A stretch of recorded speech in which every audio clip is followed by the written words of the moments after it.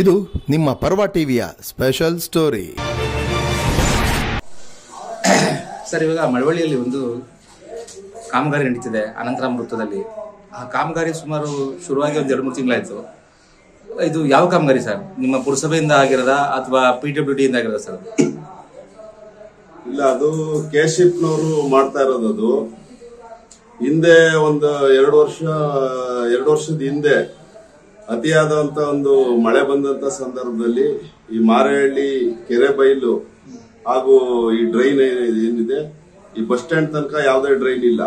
ಪೂರ್ತಿ ಆ ನೀರೆಲ್ಲ ಏನ್ ಮಾಡ್ತಾ ಇತ್ತು, ಸರ್ಕಲ್ಗೆ ಬಂದು ಅದು ಮೊದಲೇ ಮಾಡಿದಂತ ಚರಂಡಿ ಸಮರ್ಪಕವಾಗಿ ಇಲ್ಲದೆ ಇರೋ ಕಾರಣ ಅದು ಸರಾಗವಾಗಿ ನೀರು ಹರಿದೇ ಇರೋಂತ ಕಾರಣದಲ್ಲಿ ಆ ಮೈಸೂರು ರಸ್ತೆಯಲ್ಲಿರುವಂತ ಅಂಗಡಿ ಮುಂಗಟ್ಟುಗಳು ಸುಮಾರು ಒಂದು 3-4 ಬಾರಿ ಅತಿಯಾದ ಒಂದು ಮಳೆಗೆ ಆಹುತಿಯಾಗಿ ಸುಮಾರು ಲಕ್ಷಾಂತರ ಮೌಲ್ಯದ ಬಟ್ಟೆಗಳು ಹಾಗೂ ಅಲ್ಲಿ ಒಂದು ಸರ್ಕಾರಿ ಮಾಧ್ಯಮಿಕ ಶಾಲೆ ಏನಿದೆ, ಆ ಮಾಧ್ಯಮಿಕ ಶಾಲೆಯಲ್ಲಿ ಬಿಸಿಯೂಟ ಕೊಡ್ತಿದ್ದಂತ ಸುಮಾರು ತಿಂಗಳಾನುಗಟ್ಲೆ ಆಗುವಂತ ಅಕ್ಕಿ ಹಾಗೂ ದವಸ ಧಾನ್ಯಗಳು, ಬೇಳೆಗಳು ಎಲ್ಲ ಸಹ ಒಂದು ಶಾಲೆಗೂ ಸಹ ನೀರು ನುಗ್ಗಿ ಇಂತ ಒಂದು ಅನಾಹುತಗಳು ಒಂದು 6 ತಿಂಗಳು ವರ್ಷಕ್ಕೆ ಮರುಕಳಿಸ್ತಾ ಇತ್ತು.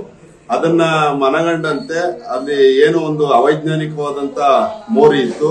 ಆ ಮೋರಿನ ಒಂದು ಸ್ಟ್ರೈಟ್ ಮಾಡಿದ್ರೆ ಅದು ಯಾವುದೇ ರೀತಿಯಾದಂತ ಒಂದು ಫ್ಲಡ್ ಬಂದಂತ ಸಂದರ್ಭದಲ್ಲಿ, ಅತಿಯಾದ ಒಂದು ಮಳೆ ಆದಂತ ಸಂದರ್ಭದಲ್ಲಿ ಅಕ್ಕಪಕ್ಕದ ಅಂಗಡಿಗಳಿಗಾಗ್ಲಿ, ಅಲ್ಲಿ ಮೈದಾನದಲ್ಲಿದ್ದಂತ ಶಾಲೆಗಾಗ್ಲಿ ಯಾವುದೇ ರೀತಿ ಒಂದು ಅನಾಹುತ ಆಗಲ್ಲ ಅಂತೇಳಿ ಆ ಕೇಶಿಪ್ ನಾವು ಸುಮಾರು ಹಿಂದಿನ ಶಾಸಕರೇನಿದ್ರು ಅನ್ನದಾನಿಯವರು ಅವರು ಸಹ ಒತ್ತಾಯ ಮಾಡಿ ಆ ಒಂದು ಸರ್ಕಲ್ ಏನಿದೆ, ಆ ಸರ್ಕಲ್ ಅಲ್ಲಿ ಆ ಮಾಧ್ಯಮಿಕ ಶಾಲೆ ಹಾಗೂ ಸರ್ಕಾರಿ ಮಹಿಳಾ ಒಂದು ಜೂನಿಯರ್ ಕಾಲೇಜ್ ಇದೆ, ಆ ಒಂದು ಜೂನಿಯರ್ ಕಾಲೇಜ್ಗೆ ಕಾಂಪೌಂಡ್ ಹಾಕ್ಸುವಂತ ಕೆಲಸವನ್ನ ಮಾಡಿದ್ವಿ. ಅದಾದ ನಂತರ ಒಂದು ವರ್ಷಾನುಗಟ್ಲೆಯಿಂದ ಕೆಶಿಪ್ನ ಅಧಿಕಾರಿಗಳಿಗೆ ಅವ್ರಿಗೆ ಸುಮಾರು ಒತ್ತಡ ತಂದು, ನಾನು ಒಂದು ಅಲ್ಲಿ ಪುರಸಭೆಯಲ್ಲಿ ಉಪಾಧ್ಯಕ್ಷನಾಗಿದ್ದಂತ ಸಂದರ್ಭದಲ್ಲಿ ಸುಮಾರು ಸರಿ ನಾನೇ ಬೆಂಗಳೂರಿಗೆ ಹೋಗಿ ಅವ್ರಿಗೆ ಸಮಸ್ಯೆ ಎಲ್ಲ ಹೇಳಿ, ಇದು ನೀವು ನಿರ್ವಹಿಸ್ತಾ ಇರುವಂತ ರಸ್ತೆ, ಇದನ್ನ ನೀವೇ ಸರಿ ಮಾಡಬೇಕು ಅಂತ ಹೇಳಿ ಸುಮಾರು ಒಂದು ವರ್ಷಾನುಗಟ್ಲೆ ಅವ್ರಿಗೆ ಒತ್ತಡ ತಂದು,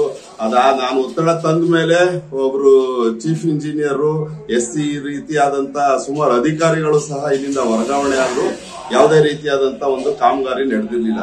ಈ ಒಂದು ಕಳೆದ ಒಂದು 8 ತಿಂಗಳಲ್ಲಿ ಒಂದು 55 ಲಕ್ಷ ರೂಪಾಯಿ ವೆಚ್ಚದಲ್ಲಿ ಈ ಒಂದು ಚರಂಡಿ ದುರಸ್ತಿ ಆಯ್ತು. ಚರಂಡಿ ಒಂದು ಅಪ್ರೂವಲ್ಗೆ ಕೊಟ್ರು. ಅಪ್ರೂವಲ್ ಆಗಿ ಟೆಂಡರ್ ಆಗಿ ಅದು ಈಗಾಗಲೇ 4 ತಿಂಗಳಾಗ್ತು. 4 ತಿಂಗಳಿಂದಲೂ ಸಹ ಯಾವುದೇ ಒಂದು ಪ್ರಗತಿ ಆಗ್ಲಿ, ಹೆಚ್ಚಿನ ರೀತಿಯಲ್ಲಿ ಅಲ್ಲಿ ಅವರು ಯಾವುದೇ ಲೇಬರ್ಸ್ ಬಿಟ್ಟು ಯಾವುದೇ ಕೆಲಸ ಮಾಡ್ತಾ ಇಲ್ಲ ಅಲ್ಲಿ. ಅದು ದಿನಂಪ್ರತಿ ಈಗ ಸಾರ್ವಜನಿಕರು, ವಾಹನ ಮಾಲೀಕರು, ಓಡಾಟ ಮಾಡೋರು, ಪಾದಚಾರಿಗಳಿಗೆ ದಿನನಿತ್ಯ ಅದೊಂದು ನರ್ಕ ಆಗಿದೆ. ಅದು ಮಳವಳ್ಳಿ ಪಟ್ಟಣದಲ್ಲಿ ಒಂದು ಹೃದಯ ಭಾಗ.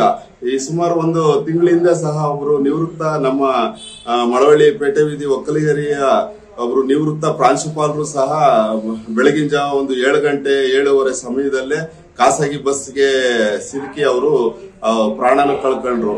ಇಂತ ಅನೇಕ ಘಟನೆಗಳು ದಿನಂಪ್ರತಿ ನಡೀತಾ ಇದ್ರು ಸಹ ಆ ಕಾಮಗಾರಿ ತಗೊಂಡಿರೋರು ಗುತ್ತಿಗೆದಾರರಾಗ್ಲಿ, ಆ ಕೆಶಿಪ್ನ ಯಾವುದೇ ಇಂಜಿನಿಯರ್ಸ್ ಆಗ್ಲಿ ಸ್ಥಳಕ್ಕೆ ಆಗಮಿಸಿ ಅದನ್ನ ತ್ವರಿತಗತಿಯಲ್ಲಿ ಕೆಲಸ ಮಾಡದೆ ವಿಳಂಬ ನೀತಿ ಯಾಕೆ ಅನುಸರಿಸ್ತಾವ್ರೆ ಅನ್ಬಿಟ್ಟು ಗೊತ್ತಿಲ್ಲ.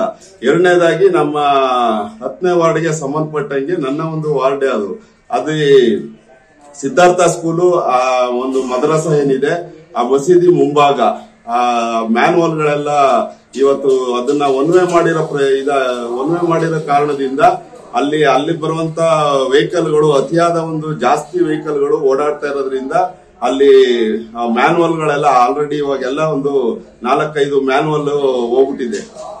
ಅದನ್ನು ಸಹ ನಾನು ನಮ್ಮ ಪುರಸಭೆಯ ಮುಖ್ಯಾಧಿಕಾರಿಗಳು ಹಾಗೂ ಇಂಜಿನಿಯರ್ ಗಮನಕ್ಕೆ ಈಗಾಗಲೇ ತಗೊಂಡ್ಬಂದಿದ್ದೀನಿ.